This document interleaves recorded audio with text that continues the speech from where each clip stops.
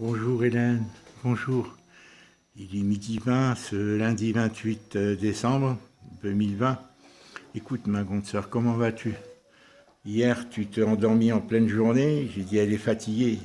Bien sûr, ça prend sur les nerfs, à l'usure nerveuse. L'épreuve qu'on vit, Hélène, ça nous prend sur les nerfs. Et Dieu sait que, Hélène, on en a des épreuves.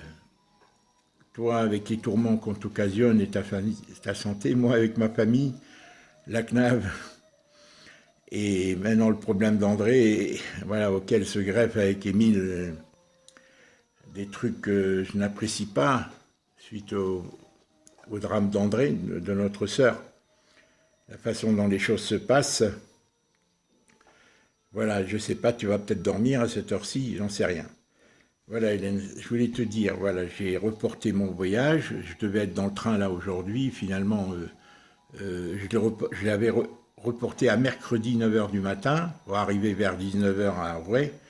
Et là, hier j'ai eu une longue conversation, enfin des échanges, moi je leur fais des audios, comme avec toi. Mais mes enfants, je ne sais pas pourquoi, ils me répondent le plus souvent, parce qu'ils sont très rapides avec les doigts, manuscrits, et brièvement, hein, voilà. Et j'ai posé la question et Clarisse m'a dit, voilà, elle a sa belle-mère, elle m'a dit, il vaut mieux qu'on soit entre femmes dans de telles circonstances pour la naissance. Parce que moi, je pensais que je pouvais, si tu veux, aider à envoyer les enfants à l'école, faire le taxi, quoi, pour les enfants. Puisque Colette aide Adélie aussi pour les études, puisque les enfants d'Adélie font l'école à la maison cette année, tu vois. Tant mieux, ça leur évite le masque déjà, c'est un gain énorme. Et alors que Clarisse, non, ils vont à l'école à 4 km de chez elle. Ils vont plus à l'école hors contrat. Ils vont à Plouray, à 4 km de chez elle. Elle habite à Saint-Tugual, d'accord? Et donc, elle a quand même 5 enfants dans le contexte de la naissance. Et elle commence à mettre Paul dans la garderie, mais 1-2 heures comme ça, tu vois.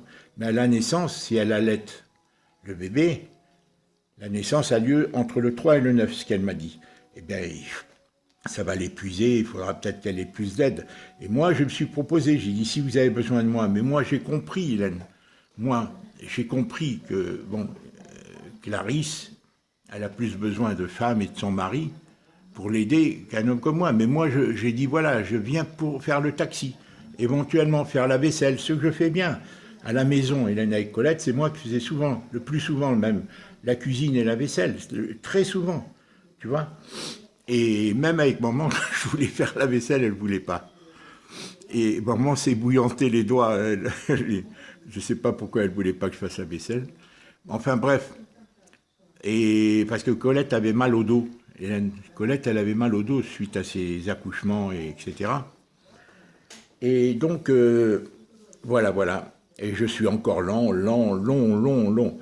Et donc, bon, alors, finalement, elle m'a bien dit, clairement, dans des courriels, écoute, je t'enverrai des photos et tout. Et moi, je lui dis que c'était en urgence, qu'il fallait que je me consacre à l'appartement. Et étant donné que je devais faire aussi la démarche, la première raison pour laquelle j'ai reporté à mercredi, c'est que je devais aller à l'administration des cimetières de Montpellier, comme tu me l'as demandé, pour vérifier la fameuse loi qui interdirait, etc. Mais la seconde raison, Hélène, c'est que toi, quand tu m'as dit c'est urgent, fais vite, moi d'un seul coup j'ai pensé, je dis, les funérailles, voilà, dans le carré de la commune, si on n'obtient pas une concession avant, sont prévues pour le 21, sont dictées chez les documents officiels. On peut peut-être changer, bon, mais pour l'instant, c'est le 21 janvier. Donc, Hélène est pressée, elle me dit, fais le plus vite possible et le mieux possible, bien entendu, vite, ça ne veut pas dire n'importe quoi, hein, Hélène, on s'entend bien, bon. Et pour le logement, donc, moi j'ai dit, si j'y vais là-bas, Clarisse n'a pas besoin de moi, en réalité, je lui dis concrètement, est-ce que tu as besoin de moi?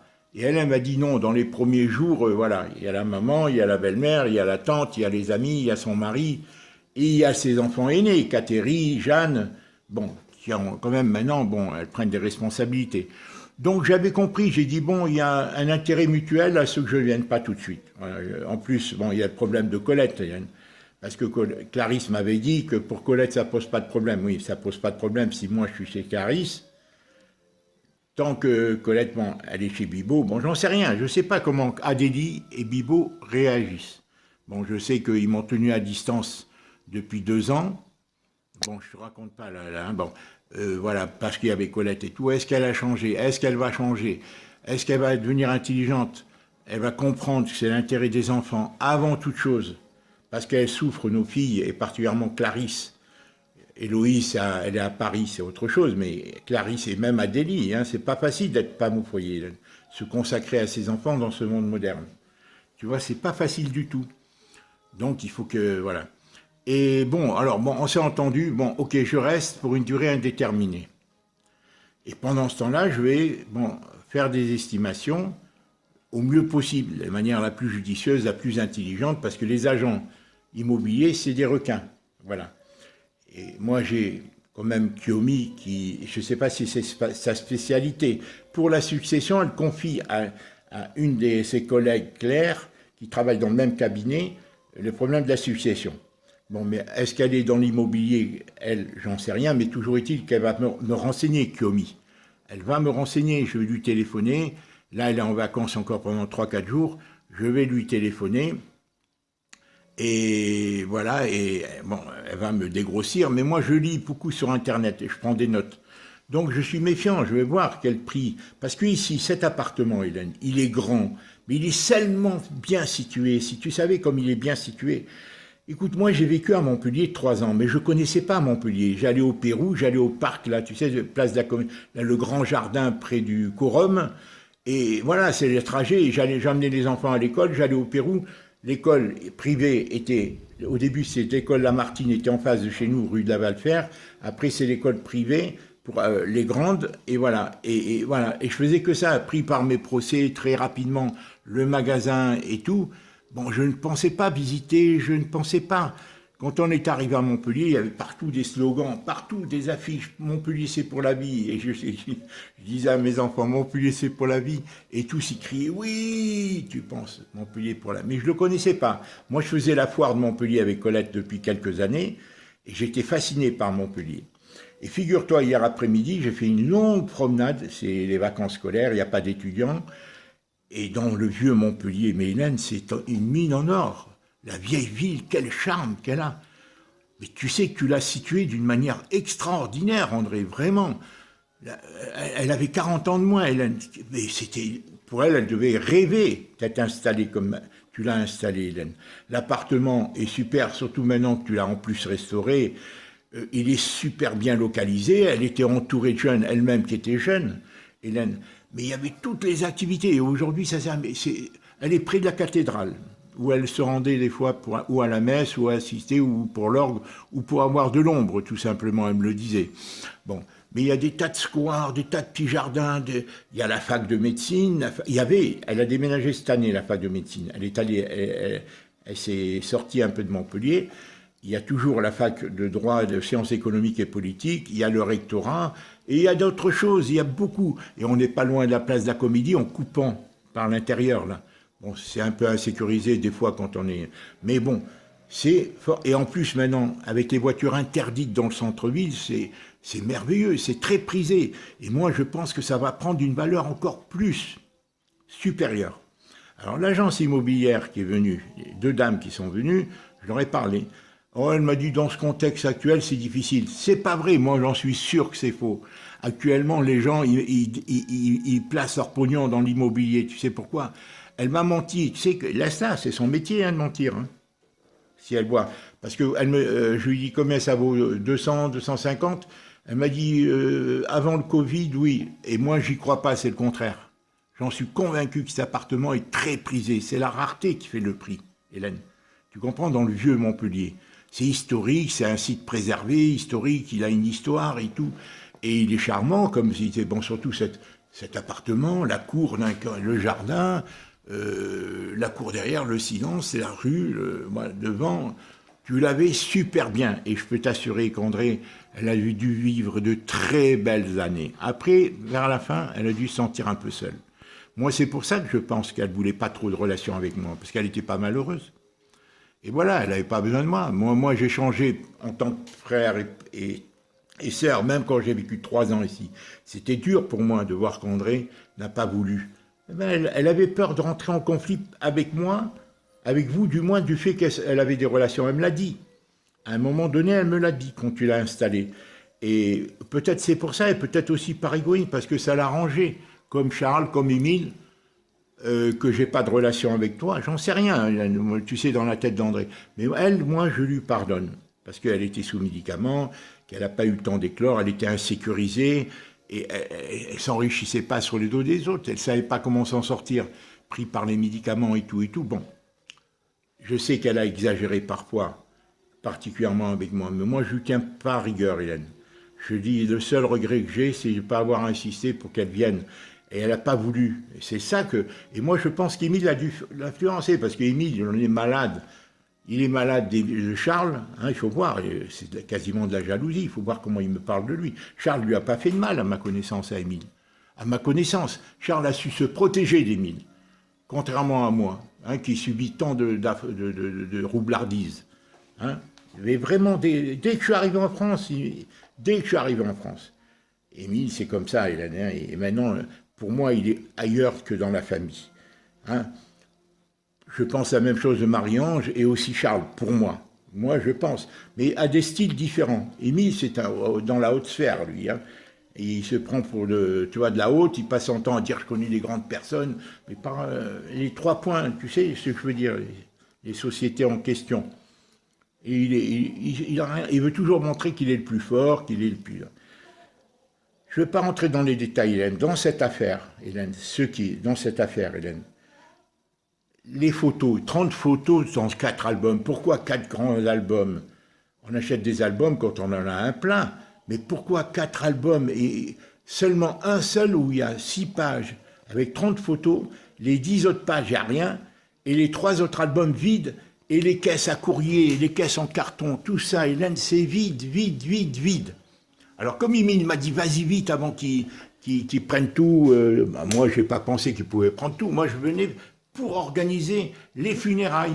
C'était pas urgent pour moi. Moi jamais j'aurais pensé que ces caisses-là, que tu vois là en haut, elles sont vides, elles sont en haut. Pourquoi elles sont en haut là? Moi quand je suis arrivé, je n'étais pas pressé, j'ai vu les armoires vides, jamais j'aurais pensé que ces caisses métalliques, ces classeurs métalliques, tu vois, je ne sais pas si tu les vois là, les classeurs métalliques qui étaient vides. Là encore un gros classeur de 500, les classeurs en bas en carton. Ça, cette caisse aussi. Jamais j'aurais pensé qu'elle était vide.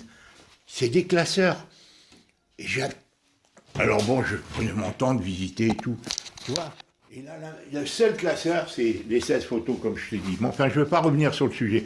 J'étais venu avec mes valises pour les remplir de documents, de lettres que tu l'as écrites, que maman lui a écrites, que nous tous on lui écrivait. Alors est-ce que c'est elle qui a démé... Moi je pense pas.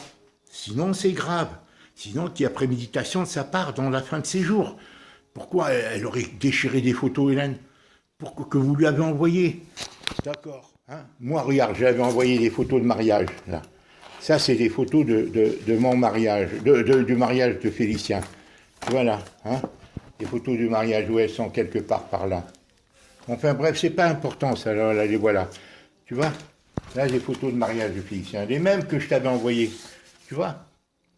Bon, alors, c'est ça. Je dis, est-ce que ça peut être les gens qui ont fait le nettoyage, là, c'est pas possible. Bon, ici, il y avait du courrier, c'est le courrier qui était là-dedans, hein, sur la table. Il y avait même du courrier du 20 novembre, du 25. Alors, est-ce que c'est la police, la policière légiste qui les a sortis les mêmes? Pourquoi? Mais ce que je te dis, l'almanach ici, ça s'arrête le 12 pour les prises de sang. À partir du mois d'octobre, elle faisait des tas de prises de sang. À partir du mois de septembre, tu vois, toutes les semaines, elle en faisait et tout ça. Bon, alors, en plus, elle prenait un médicament. Elle a signé une décharge à un médecin, le docteur Laure, je sais pas quoi, elle s'appelle, à la Péronie, une décharge pour un médicament. Là, dans la même période avant qu'elle meure. Une décharge. Alors, qu'est-ce que c'est ce médicament? J'ai le nom. Elle l'a signé, Hélène. Bon, est-ce qu'elle a pris ce médicament? Je n'en sais rien. Bon, Hélène, je ne veux pas rentrer dans des sujets délicats. Et aujourd'hui, ton corps, c'est un objet, une marchandise. Tu sais que si tu ne veux pas qu'on l'utilise pour la science, il faut que tu signes une décharge. André, c'était un cobaye, Hélène. Voir tous les médicaments qu'elle a pris. Alors, pourquoi? Moi, j'ai senti qu'ils n'étaient pas pressés, les pompes funèbres, de me décider des funérailles. Je l'ai senti, c'est pour ça que je suis venu. Tu vois, c'est pour ça que je suis venu, parce que j'arrivais pas, ils ne me téléphonaient pas, rien. En principe, c'est dans les 6 jours ouvrables qu'ils doivent décider, Hélène. Tu comprends? En principe, c'est dans les 6 jours ouvrables. Et là, ils n'étaient pas pressés. C'est pour ça que moi, j'ai décidé, j'ai dit, on va tout nettoyer. En 2200, Hélène, c'est excessif. Et Émile m'a dit, j'avance l'argent. Non, il m'a pas dit, il m'a dit, oui, je te paye, il me disait. Mais alors que c'est qu'une avance. Je te paye le voyage, je te paye l'hôtel, je te paye ci. Mais en réalité, c'est qu'une avance. Et il m'a dit, vas-y vite avant qu'il Et il me disait même au début, moi, si j'étais toi, je rentrerais. Alors que moi, je ne voulais pas rentrer dans l'appartement, comme la policière me l'avait dit, il faut vraiment désinfecter la chambre. Elle m'a dit, ça, au moins, oui. Mais le reste, elle me dit, c'est pas, tu vois, ça, la pièce où rentrer, voilà. Alors tout ça, c'est compliqué. Pour moi, connaissant Émile, ça peut qu'il soit arrangé avec la personne qui a fait le nettoyage, par un biais ou par un autre, pour lui dire de tout enlever, les documents, les papiers, et de les renvoyer. Peut-être même qu'il a fait le voyage, à mon insu. Parce que lui a dit que le médecin ne lui avait pas téléphoné, alors que le médecin traitant, quand je lui ai posé la question le 27 au soir à 19h30, je lui ai dit, est-ce que vous avez prévenu mon frère? Elle m'a dit, je l'ai essayé de le joindre au téléphone, il n'a pas répondu. Je lui ai envoyé un SMS sans lui parler de la cause de mon appel. Et il ne m'a pas rappelé. Et Émile, il me dit, non, elle ne m'a pas appelé, je n'ai pas reçu de coup de téléphone et je n'ai pas reçu de SMS. Alors, qui ment dans tout ça? Alors, est-ce qu'il s'est entendu, tu sais, en me faisant passer pour un roturier et tout, tu comprends? Le frère, vous comprenez, voilà. Et est-ce qu'il a fait la même chose avec le type du nettoyage pour qu'il consente? Ou est-ce que ça s'est monnayé, tout ça, pour qu'il consente à lui envoyer tout? À moins que ce soit lui qui soit venu. Parce que pour moi, l'hypothèse qu'André ait tout déchiré, les photos et tout, je n'y crois pas. Sauf si c'est un suicide, j'en sais rien, hein, peut-être. Qu'elle a voulu en finir, j'en sais rien. Comment elle est tombée, quelle est la cause de la mort? Comme je te dis, comme Charles a trouvé l'objet en question à l'époque, tu m'en parlais, moi, je n'ai de certitude de rien. Ce que je sais qu'Émile m'a agressé verbalement, il prenait sa hauteur, il criait et tout ça, je l'ai remis en place. J'ai tous les enregistrements, Hélène. Hein. Je ne veux pas te fatiguer de te dire ce qu'ils disent les uns des autres. Hein. Voilà, il en est malade. Je sais qu'il montait la tête à André contre moi, parce qu'il ne supporte pas, Hélène, que toi et moi on se soit retrouvés. Émile a semé la discorde, mais depuis que je suis en France, Hélène, c'est comme ça. Depuis que je suis arrivé en 65, Émile, il est comme ça, Hélène. Bon, alors j'arrête. Moi, je ne suis pas pour la guerre. Je ne suis pas pour... Voilà, je vais être ferme avec lui. Là, je ne l'ai pas prévenu de rien. Là, il attend que je téléphone. Pourquoi il ne me téléphone pas, lui? Je l'ai prévenu de rien. Il a mes photos, toutes les photos de la maison, quand j'avais les cheveux, tu vois, quand j'étais petit, tout ça, tout. Mais de quel droit, Hélène? Ces abus, de quel droit? Voilà. Alors moi... Pour moi, alors, il critique Charles, mais on va dire, c'est pas mon frère Charles et tout, mais qu'est-ce qu'il Charles lui a fait à Émile? Charles, la seule différence avec moi, c'est qu'il a su se protéger, Émile. Tous les deux, Émile m'avait dit, tu sais, à mon retour de Calédonie, il m'en a fait des coups. Je te raconte pas, Hélène, il m'a dit, les loups se mangent jamais entre eux. Et je pense que Charles et moi, je lui avais dit, moi, je suis pas un agneau. Je l'avais répondu. Bon, moi, je fais confiance, mais je suis pas con, Hélène. Moi, je donne ma confiance, je suis un tête normal, hein, avec ma fratrie, avec mes enfants, avec ma femme, parce que sinon, bon, on est qui? On est dans le système, sinon, se défier les uns des autres sans raison, sans cause. Et je suis contre la vengeance, je suis contre. Maintenant, tu vois, je me protège, et quand il s'est mis à crier pour un rien, il dit, vas-y vite, vas-y, parle. Je lui dis, oh, tu me respectes, je lui dis, tu me parles autrement, je lui dis, et... Il recommençait comme à l'époque de maman ou comme à l'époque d'André, à me parler comme si alors que moi j'ai pris l'initiative de lui téléphoner parce que c'est notre frère et tout. Et lui, il guide la tu vois, vas-y, comme si qu'il était dans les affaires et tout. Et j'ai tous les enregistrements, Hélène, parce que je le connais, Hélène, je le connais. Ces gens-là ne changent pas, Hélène. Dans ta tête, tu crois qu'ils vont changer? Ils ne changeront pas, c'est une maladie. ou c'est un système qu'ils ont choisi, sauf s'ils ont un choc un jour. Sauf s'ils ont un choc, un miracle. Voilà, il ne faut pas les condamner définitivement. C'est pour ça qu'il faut s'en protéger, pas leur faire de mal, être ouvert s'ils veulent l'ouverture, mais ne pas se laisser faire. Voilà. Tu vois, ne pas se laisser faire, ne pas rentrer dans leur combine, c'est du faux paternalisme ou de la fausse fraternité. J'ai trop vécu ça. Tant avec Charles qu'avec Émile, bien qu'ils soient différents, et même avec Marie-Ange. Voilà. Et quant à André, c'est la seule que je ne mets pas. Bien que je sais qu'envers toi, elle a abusé. Elle a vraiment abusé. Bon, voilà, mais elle était insécurisée, Hélène. On ne peut pas la juger. Elle était sous médicaments, Hélène. Alors, la drogue, c'est de la drogue, son cerveau. Et bon, elle n'avait pas d'autre issue. Vivre seule, Hélène, c'est difficile. Donc, elle a été opportuniste. Bien sûr qu'elle a été opportuniste, puisque même moi, bon, moi aussi, j'ai fait beaucoup au début, et j'étais prêt à faire à la fin. Là, je ne savais pas qu'elle finirait comme ça. Je ne pouvais pas m'en douter. Voilà, alors tout ce que je vais te dire, Hélène, là, j'attends.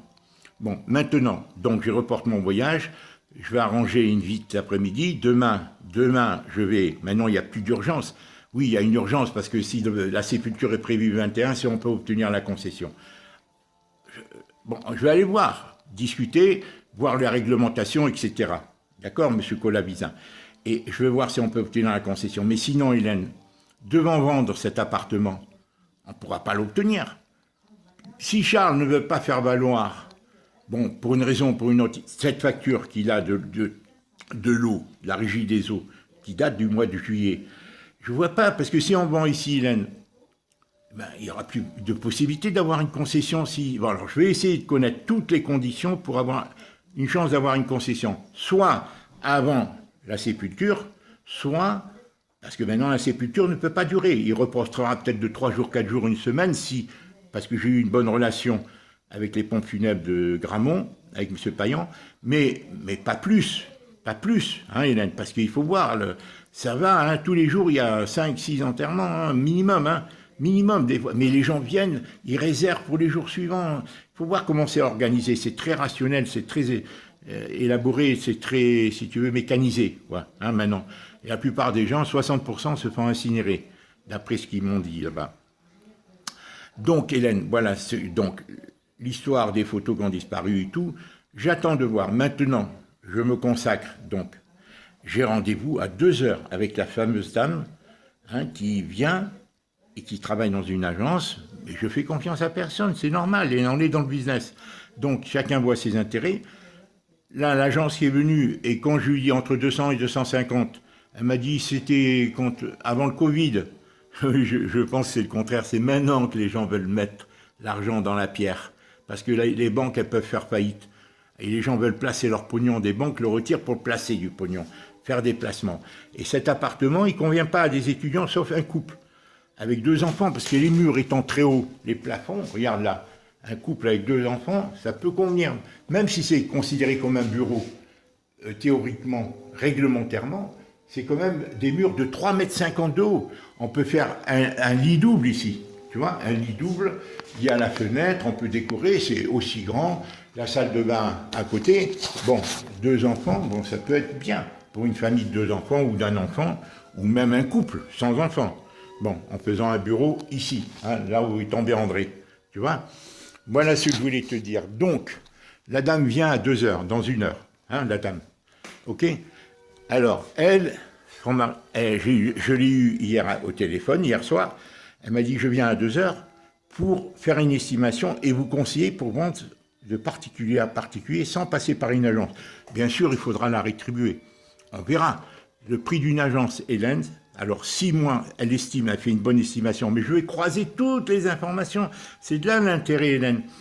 Si je me donne 1 mois et demi pour connaître le prix réel qu'on peut tirer ici, Hélène, si je me donne 1 mois et demi maximum, pour connaître le prix réel du mètre carré, le fait que ça doit être très recherché ici, tel que c'est situé, et ça va prendre de la valeur, ça va être très chic ce quartier, Hélène, ça va plus être, quand toutes les facs vont partir d'ici, ça va plus être un quartier d'étudiants, ça va être un quartier de musée, de visite et tout, du Moyen-Âge, Hélène, c'est site préservé. Hier après-midi, moi qui ne connaissais pas Montpellier, je me suis promené, Hélène. C'est extraordinaire, la vieille ville, comme elle est belle, et comme il y a des... Bien sûr, il y a des appartements plus ou moins confortables, mais c'est une ville où les murs, les ruelles sont étroites et tout, parce qu'elles sont faites pour des rues de chaleur. C'est un pays où il fait chaud, ici. Tu comprends? Et c'est ça l'intérêt, si tu veux. C'est comme en Italie, comme en Espagne, comme par tous les pays méditerranéens, ou même au Maroc, en Afrique. Les ruelles sont étroites pour garder de l'ombre, tu vois, pour pas que le soleil éclaire trop, tu vois. En hiver, il faut être bien chauffé, par contre. Alors, dans cet appartement, il y a un problème électrique. Bon, je sais que Bibo, s'il vient seul, en 3 jours, il peut le résoudre ici. Il y a un problème électrique, bien sûr, on le rétribuera, mais il nous fera un prix, s'il faut refaire l'électricité. Il est très fort, il sait faire la maçonnerie, si ça donne une plus-value, Hélène, si ça donne une plus-value à l'appartement. Moi, je veux voir, hein, avec les immobiliers, hein, les faire parler les uns les autres, les confronter, voire se faire conseiller. Bibo pourrait venir au mois de février, début février, même une semaine avec moi, il resterait ici et il travaillerait, je l'aiderais pour refaire certaines choses, pour donner une valeur, une plus-value à l'appartement. Parce qu'il est très fort, il sait tout faire, la maçonnerie, sauf la plomberie. Même là, il n'y a pas très peu de plomberie à faire. Bon. Je m'enseigne aussi parce que j'ai vu beaucoup de publicité pour changer la chaudière au gaz, gratuitement, c'est-à-dire le gouvernement finance pour enlever les anciennes chaudières. Alors, on va se renseigner là-dessus, voir si ça vaut le coup. Bon, pour voir si, bon, rajouter peut-être un radiateur dans la salle de bain, je ne vois pas pourquoi il a été enlevé, apparemment il a été enlevé.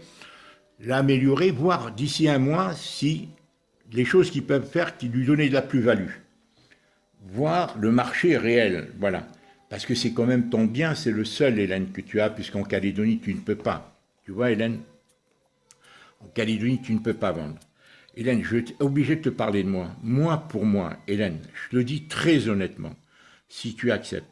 Moi, la vie, actuellement, je suis vraiment égaré. Parce que la CNAV, Hélène, la CNAV m'a téléphoné avec son portable, cette dame-là, cette fameuse Josiane, je ne sais quoi.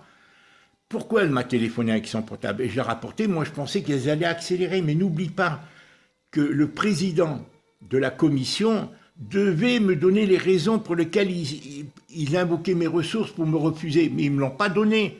Ils ne me l'ont pas donné. L'année dernière, au mois de janvier, quand il m'a écrit le 15 janvier, il m'a dit, il disait dans cette lettre que je t'ai envoyée, je crois, et si vous n'êtes pas d'accord, faites recours auprès du président de la commission qui vous donnera les raisons pour lesquelles il vous refuse. Et si cette décision du président ne vous convient pas, revenez devant la commission. Mais là, Hélène, au mois d'avril, je fais tout et voilà que là, elle me téléphone au mois d'octobre. Elle me dit envoyez-moi par mail, à mon nom, en son nom propre, la déclaration d'impôt 2019. Alors moi, je m'attendais à ce tout de suite qu'elle règle. Mais Hélène, elle ne règle pas. Elle ne règle pas. Alors c'est le contraire. Peut-être c'est elle qui a faussé le dossier. Peut-être c'est cette personne qui me dit envoyez-le-moi à moi parce qu'il gagne du temps.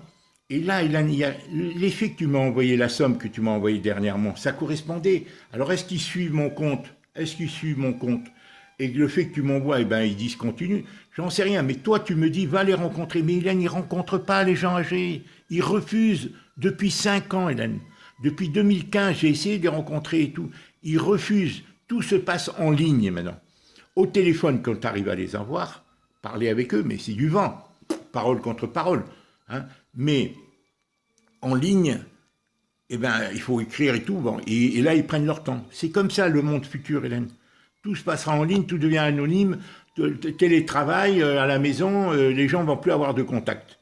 Voilà, tout va être anonyme, comme des robots, quoi, comme des robots humains, voilà. Il n'y a plus de contact, voilà. Et c'est ça, c'est le Covid, c'est briser les contacts, créer de la distanciation avec les gens, déraciner les gens, et ça commence, c'est ce qu'Émile a fait, Marie-Ange a fait, dans leur individualisme exacerbé, Charles a fait, et tout ça, même si il l'a fait plus vis-à-vis de moi que vis-à-vis de toi, mais il l'est. Bon, tous le sont, parce que c'est le système comme ça, comme Colette le fait là maintenant. Voilà, c'est la manière dont c'est le système qui a programmé tout le monde pour fonctionner comme ça. Et toi et moi, Hélène, parce que Hélène, qui essayons, toi tu as passé ton temps à donner, toute ta vie, Hélène, tu donnes. Tu as gagné énormément d'argent, je me souviens ce que tu me disais quand André est venu à la maison en 1977, que j'essayais de m'en occuper. et que Charles voulait pas s'en occuper, il me disait c'est à toi de t'en occuper et tout. Tu m'avais dit, affranchi sur ce que tu avais à Singapour en 7 ans de temps, Hélène, tu te rends compte? Voilà. Et toi, tu as passé ton temps à distribuer parce que tu devrais avoir une... Bon, si tu n'avais pas été roulé par le nouveau propriétaire. Et c'est comme ça, c'est institué, Hélène. Tout le monde doit rouler tout le monde. Et les gens qui ne veulent pas, eh ben, ils se font avoir. Tu vois? Ils finissent par se faire avoir. Parce qu'on est repérés, les gens comme nous. Tu vois? Moi, j'ai jamais passé l'argent avant les valeurs. Jamais. Tu me connais, Hélène. Et jamais, parce que sinon, je serais un robot, quoi. Hein? Voilà. Et c'est ceux qui font, ces gens comme Émile, comme Charles, comme Marie-Ange. Ils sont tous tombés dans le panneau. Alors ils veulent se supérioriser, Émile il passe son temps à se mettre en valeur, alors que moi, je n'essaie pas de l'abaisser, je lui reconnais son intelligence, ses valeurs, mais lui, il n'a jamais été famille, il n'a jamais, depuis 50 ans, depuis que je le connais, et que je suis entré en France en 65, il m'a roulé. Dès le début, sa première parole, c'était une roublardise, c'était des manipulations. Et toujours me dire, ah, s'il y avait Lucien, mais il ne s'est pas entendu avec Lucien. Hein. D'accord, tout ça, c'est bon, Il avait un jeune frère, 7 ans de moins que lui. Alors, tu sais, j'ai travaillé avec lui, il m'a roulé dans tout. Hein. Alors maintenant, moi, j'essaie de ne pas lui en vouloir, je ne lui fais pas confiance, je me défends quand il va trop loin, comme il a fait là à propos d'André. Là, par exemple, je ne l'ai même pas informé parce que je soupçonne que c'est lui qui a tout fait venir ou qu'il est venu le prendre avant que j'arrive ou qui a mis en garde les uns, la police ou l'autre, hein, que moi je suis un marginal, que je suis un roturier, envoyez-moi et peut-être qu'il a monnayé le... Voilà. Parce que moi j'y crois pas aux photos. À moins qu'André, il détruit tout. Mais moi j'y crois pas. Tu vois pourquoi il en reste que 30 dans un seul album sur les 4. Alors, j'attends l'agence, Hélène. Je t'ai bien expliqué le but de cette vidéo, et ma grande sœur. Je t'ai expliqué que je reste priorité pour vendre au mieux cet appartement dans les meilleures conditions.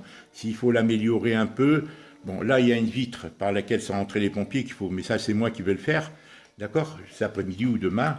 Maintenant, j'ai le tour, parce que le jour de l'an, moi, je n'ai rien à faire, Hélène. Noël, pour moi, c'est une fête de famille, c'est une fête de nostalgie de l'enfance, c'est une fête religieuse. Bon, les chansons, tout, on l'a tous pris, hein. Il y a un côté sacré dans Noël, mais le jour de l'an, c'est une fête profane pour moi, hein, ça n'a aucune valeur. Voilà ma grande sœur, ce que je voulais te dire. Maintenant, voilà, j'ai reçu un colis aujourd'hui même. Je vais l'ouvrir devant toi, Hélène. André, ça c'est un colis d'Amar. Aujourd'hui, je l'ai reçu. Alors, je vais l'ouvrir devant toi, Hélène. Voilà, je vais poser le téléphone ici. Hein.